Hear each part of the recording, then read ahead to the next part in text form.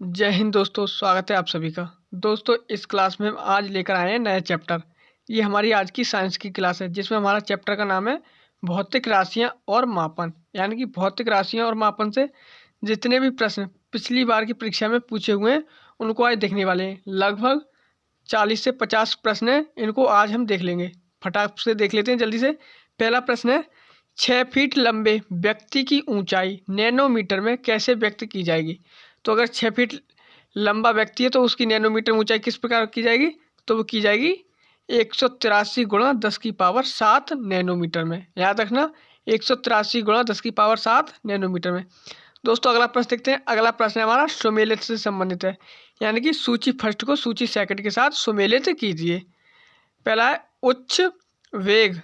उच्च वेग, अगर ये उच्च वेग, पहला है उच्च वेग, तो उच्च वेग ये मैक में मापी जाती है। जैसे कि कोई विमान है, मिसाल है, तो कहते हैं उसकी 2 मैक या 3 मैक स्पीड है, तो इसकी मैक में मापी जाती है उच्च वेग। अगला है तरंग दैर्ध्य।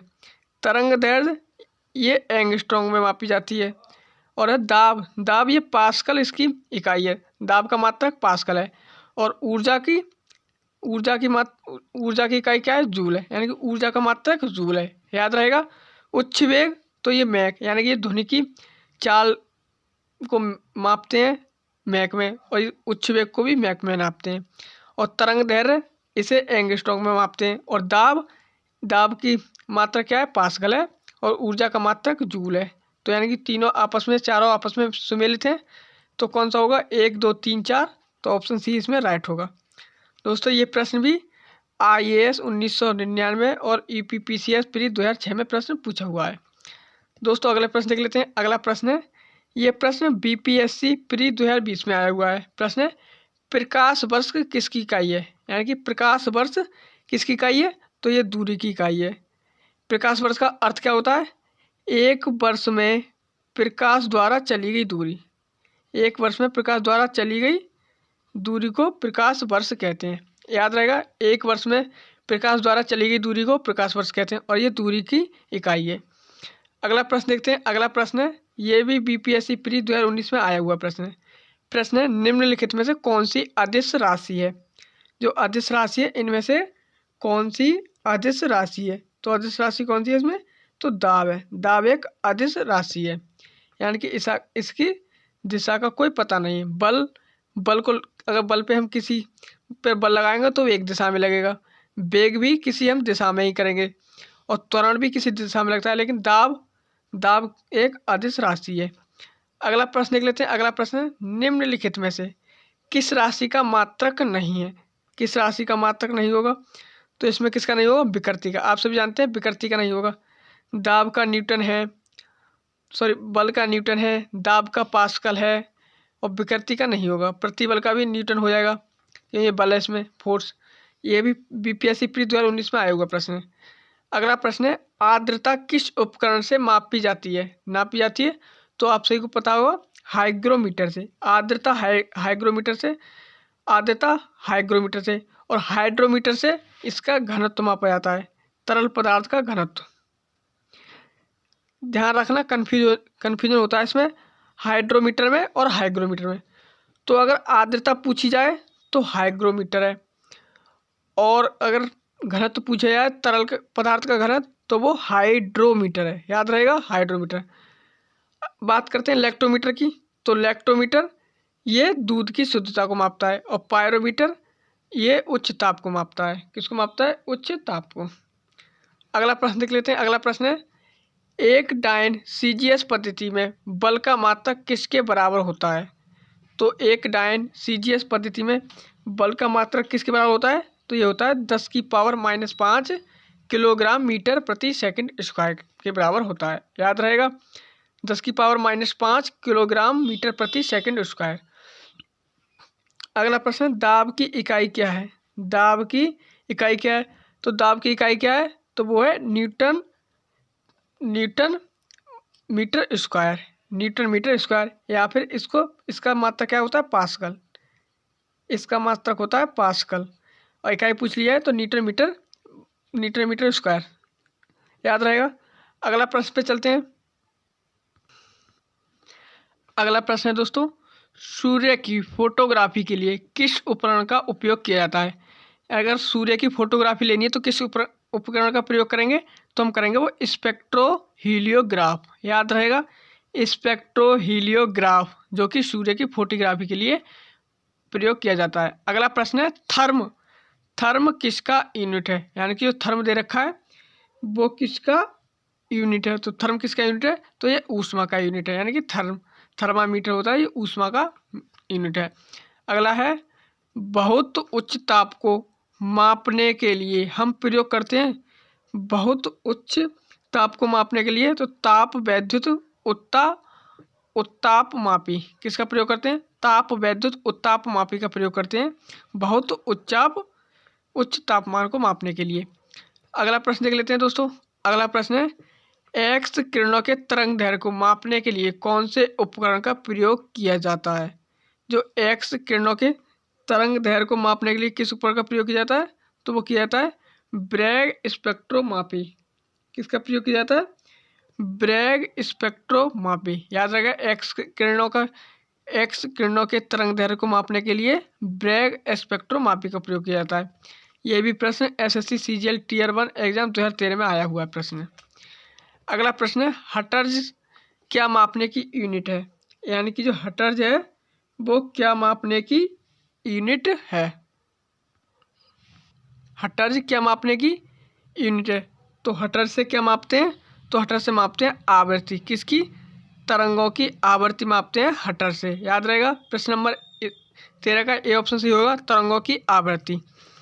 अगला प्रश्न देख लेते हैं। अगला प्रश्न है, ऊष्मा की इकाई निम्नलिखित में से कौन सी नहीं है? यानी कि जो ऊष्मा की इकाई है कौन सी नहीं है? तो सेंटीग्रेड, कैलोरी, अर्ग। सेंटीग्रेड, कैलोरी, अर्ग ये सब ऊष्मा की इकाई है, लेकिन जूल ये कारक की इकाई है। किसकी? जूल कारक की इकाई है। और ये प्रश्न ARO 2017 में आया हुआ प्रश्न है। याद रहेगा, कैलोरी, सेंटीग्रेड, अर्ग ये सब ऊष्मा की इकाई है। अगला प्रश्न है, एक्सरे की खोज किसने की? तो एक्सरे की खोज किसने की? तो ये की थी रोयंटजन ने एक्सरे की खोज की थी। याद रहेगा, रोयंटजन ने एक्सरे की खोज की। अगला प्रश्न है, प्रकाश वर्ष होता है? तो आप सभी को बताया है प्रकाश द्वारा एक वर्ष में चली गई दूरी। मैं पिछले प्रश्न में बता चुका हूँ, प्रकाश द्वारा एक वर्ष में चली गई दूरी क्या होती है? प्रकाश वर्ष होती है, और ये दूरी का मात्रक है। ये प्रश्न कितनी बार पूछा हुआ है? 2013, 2010 में आया हुआ प्रश्न है। अगला है, पारसेक किसका मात्रक है? तो ये दूरी का सबसे बड़ा मात्रक है। जो पारसेक है वो दूरी का सबसे बड़ा मात्रक है। अगला प्रश्न है, रक्तदाब नापने में कौन सा यंत्र का नाम है? जो रक्तदाब को मापते हैं वो कौन सा है? तो वो है स्फेग्मोमीटर। स्फेग्मोमेनोमीटर। कौन सा? स्फेग्मोमेनोमीटर। ये रक्तदाब को नापने का यंत्र है। याद रहेगा, ये भी प्रश्न यूपीपीएससी प्री 2007 में आया हुआ प्रश्न। दोस्तों अगले प्रश्न पर चलते हैं। अगला प्रश्न है, बल का मात्रक है। तो बल का मात्रक क्या है? तो बल का मात्रक न्यूटन है। यानी कि याद रखना, बल का मात्रक न्यूटन है। अगला है, कार्य का मात्रक। कार्य का मात्रक क्या है? तो जूल है। मैंने आपको बता दिया, कार्य का मात्रक जूल है। अगला है, दूध के घनत्व को द्वारा मापा जाता है। जो दूध का घनत्व है वो किसके द्वारा मापा जाता है? लैक्टोमीटर के द्वारा। याद रहेगा, ये तीनों प्रश्नों को, बल का मात्रक न्यूटन, कार्य का मात्रक जूल, दूध के घनत्व को किसको द्वारा मापा जाता है? लैक्टोमीटर। अगला प्रश्न है, प्रकाश वर्ष इकाई है? तो ये बार बार प्रश्न रिपीट हो रहा है, याद रखना, दूरी की इकाई है। प्रकाश वर्ष दूरी की इकाई है। अगला है, शक्ति का मात्रक है? तो शक्ति का मात्रक क्या है यहाँ पे? तो वाट है। शक्ति का मात्रक वाट है। लगभग 1 हॉर्स पावर में 746 वाट होते हैं। कितने? 1 हॉर्स पावर में 746 वाट होते हैं। ये भी याद रखना, प्रश्न में पूछा जा सकता है। अगला प्रश्न है, 1 हॉर्स पावर में कितने वाट होते हैं? अभी मैंने बताया 746 वाट होते हैं, तो ऑप्शन सी राइट होगा। ये प्रश्न देख लेना, यूपीपीसीएस प्री 2010, 1991 एमपीपीसीएस में आया हुआ प्रश्न है। अगला प्रश्न, जूल ऊर्जा से उसी तरह संबंधित है जैसे पास्कल। यानी कि जो जूल है, जो ऊर्जा का मात्रक क्या है? जूल। तो पास्कल किसका मात्रक है? तो ये दाब का मात्रक है। पीछे बता चुके हैं, पास्कल दाब का मात्रक है। अगला प्रश्न, निम्नलिखित में से कौन सा सुमेलित नहीं है, यानी कि कौन सा जो है इसमें सुमेलित नहीं है।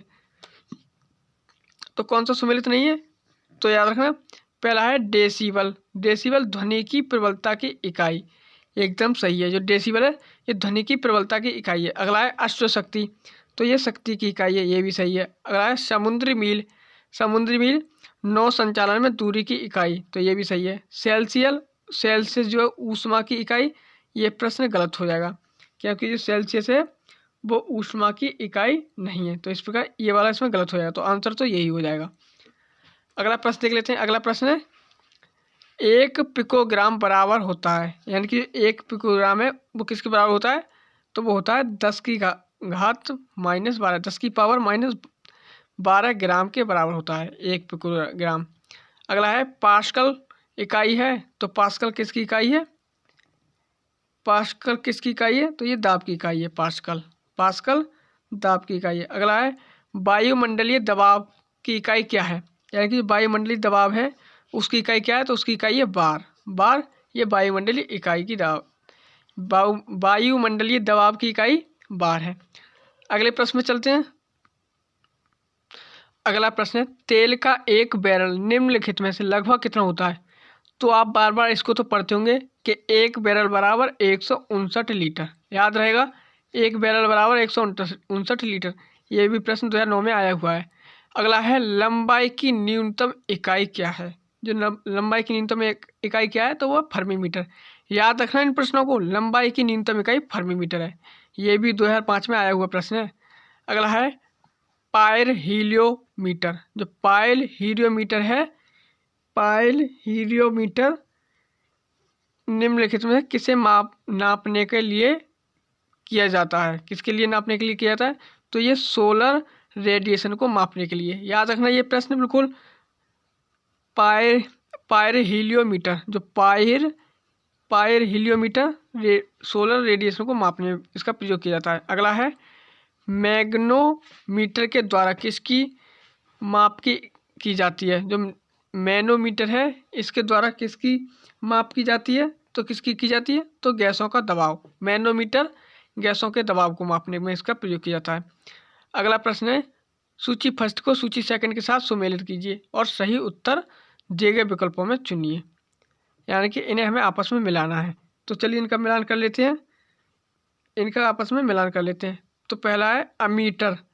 अमीटर किसके लिए प्रयोग किया जाता है, तो ये धारा के लिए, यानी कि धारा को मापते हैं अमीटर में। अगला है हाइग्रोमीटर। तो हाइग्रोमीटर तो आपको मैं पीछे भी बता चुका हूँ, आर्द्रता को मापते हैं।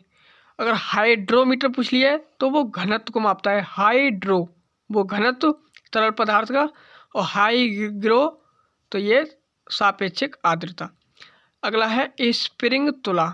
जो स्प्रिंग तुला है वो किसको मापता है, स्प्रिंग तुला। तो स्प्रिंग तुला किसको मापता है, तो ये मापता है भार को। अगला है हमारा बैरोमीटर। तो बैरोमीटर ये दबाव को मापता है, बैरोमीटर दबाव को मापता है, और इसकी एक इकाई पास्कल भी है, एक इकाई दाब की पास्कल है। और बैरोमीटर इसे दाब को मापता है, बैरोमीटर। इस प्रकार आंसर इसमें कौन सा सही होगा, ए पर 3 है और बी पर 4 है। ए पर 3 बी पर 4, ऑप्शन सी बी में दे रखा है, तो ऑप्शन बी राइट होगा इसका। अगला प्रश्न देख लेते हैं, निम्न तापमान किसके द्वारा मापा जाता है, यानी कि कम तापमान जो निम्न तापमान है किसके द्वारा मापा जाता है, तो ये किसके द्वारा मापा जाता है, तो एल्कोहल थर्मामीटर के द्वारा मापा जाता है। एल्कोहल थर्मामीटर के द्वारा निम्न तापमान मापा जाता है। अगला प्रश्न है, क्यूसेक में क्या मापा जाता है, यानी कि जो क्यूसेक है उसमें क्या मापा जाता है, तो उसमें जल का बहाव मापा जाता है, यानी कि जो जल के बहने की दर है, कितना जल बह रहा है, वो मापा जाता है। अगला है डॉप्सन इकाई का प्रयोग किया जाता है, तो आप सभी को पता है ओजोन परत की मोटाई मापने में, ओजोन परत की मोटाई मापने में डॉप्सन इकाई का प्रयोग किया जाता है। दोस्तों आगे देख लेते हैं इस प्रश्न को। अगला प्रश्न है, महासागर में डूबी हुई वस्तुओं की स्थिति जानने के लिए निम्न में से किस यंत्र का प्रयोग किया जाता है। तो अगर महासागर में कोई वस्तु डूबी है तो उसकी स्थिति जानने के लिए सोनार, यानी कि सोनार पद्धति है तो उसका नाम है सोनार का उपयोग किया जाता है। और ये प्रश्न यूपीपीसीएस प्री और मेंस 2013 2000 में आया हुआ रिपीट हुए प्रश्न। अगला प्रश्न है हमारा, ध्वनि की तीव्रता मापने वाला यंत्र कौन सा है? ध्वनि की तीव्रता वाला माप कौन सा है? तो वो है ऑडियोमीटर। याद रहेगा, ऑडियोमीटर द्वारा ध्वनि की तीव्रता मापते हैं। ध्वनि की तीव्रता ऑडियोमीटर। अगला है पायरोमीटर। पायरोमीटर किसके मापन में प्रयोग किया जाता है? ये प्रश्न कितनी बार पूछा हुआ है? ईपीएससी, यूकेपीएससी, सीजीपीएससी, ईपीपीसीएस, सप्लाई, मेंस। बताइए, ये इतनी बार परीक्षा में पूछा हुआ प्रश्न है, इसको तो आप याद कर लेना बिल्कुल। तो ये पायरोमीटर जो है वो किसको मापने हैं? उच्च ताप को, लगभग 1500 डिग्री सेल्सियस। कितने? 1500 डिग्री सेल्सियस से उच्च तापमान को मापने में प्रयोग किया जाता है। कौन? पायरोमीटर। याद रखना, ये प्रश्न कितनी बार रिपीट हुआ है। अगला प्रश्न है एनीमोमीटर। एनीमोमीटर से निम्नलिखित में किसका मापन किया जाता है? यानी कि जो एनीमोमीटर है किसका मापन किया जाता है? तो पवन वेग का। जो पवन का वेग है यानी कि वायु का वेग है, उसको एनीमोमीटर से नापते हैं। अगला है सूची फर्स्ट को सूची सेकंड के साथ सुमेलित कीजिए और नीचे दिए गए कूट का प्रयोग कर सही उत्तर चुनिए। यानी कि हमें मिलान करना है। एक तरफ दे रखी है भौतिक राशियाँ और दूसरी तरफ दे रखी है उनकी इकाइयाँ। क्या दे रखी है? उनकी इकाई दे रखी हैं। तो पहला है त्वरण। त्वरण की क्या होती है? इसकी होती है मीटर प्रति सेकंड स्क्वायर, यानी कि मीटर प्रति सेकंड स्क्वायर इसकी इकाई होती है। अगला है बल। तो बल की तो आप सभी को पता है, तो ये तो न्यूटन होता है बल का। बल का क्या होता है? न्यूटन। अगला है कृत कार्य। तो कार्य का मात्रा क्या होता है? जूल। याद रखना, ये कृत से कोई लेना देना नहीं होगा। अगर इसमें कार्य लग गया तो कार्य की तो एक ही इकाई है, जूल। बचा आवेग। तो आवेग क्या क्या होता है? Newton second. न्यूटन सेकंड आवेग का होता है। दोस्तों इनके मिलान हो गए। ऑप्शन देख लेते कौन सा सही होगा। ए पर 4 बी पर 3। ए पर 4 बी पर 3 ऑप्शन डी में दे रखा है, तो ऑप्शन डी राइट होगा। अगला प्रश्न देख लेते हैं, निम्नलिखित एसआई यूनिटों में कौन सी सही सुमेलित नहीं है? यानी कि जो एसआई यूनिट है इनमें से कौन सी सही सुमेलित नहीं है? तो कौन सी सही सुमेलित नहीं है? निम्नलिखित में एसआई यूनिटों में कौन सुमेलित नहीं है? कार्य की जूल हम बार बार पढ़ते आए हैं, बल का न्यूटन ये भी पढ़ते आए हैं, द्रव्यमान या किग्रा यानी कि द्रव्यमान इसका किलोग्राम यही पढ़ते हैं। तो दाब, दाब की हम बार बार पढ़ते आए हैं, तो इसकी क्या है? पास्कल है। दाब की पास्कल है, इसे हम बार बार पढ़ते हुए आए हैं, याद रहेगा।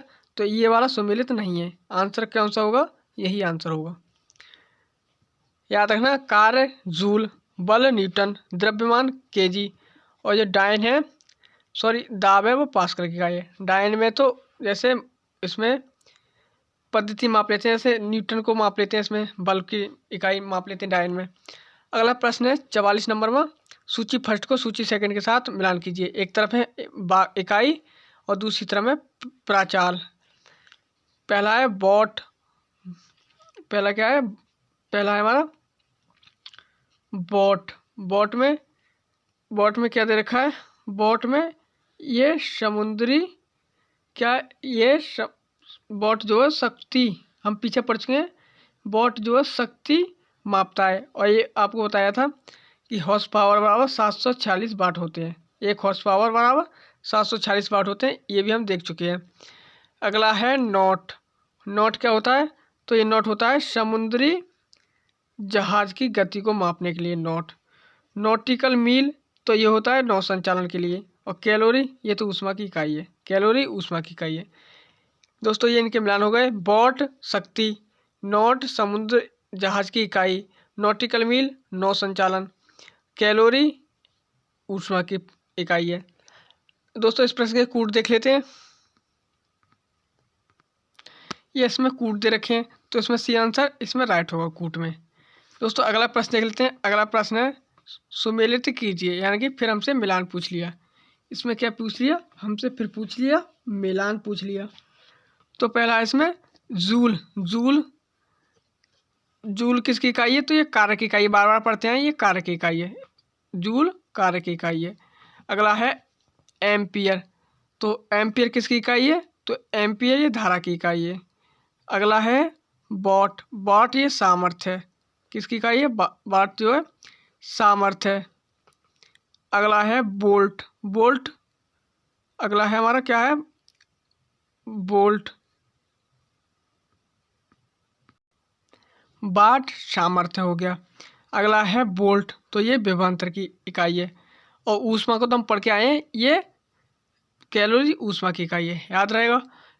जूल विभवांतर, एम्पियर धारा, और ये वॉट किसकी है? सामर्थ्य है। वोल्ट विभवांतर की ऊष्मा की कैलोरी है।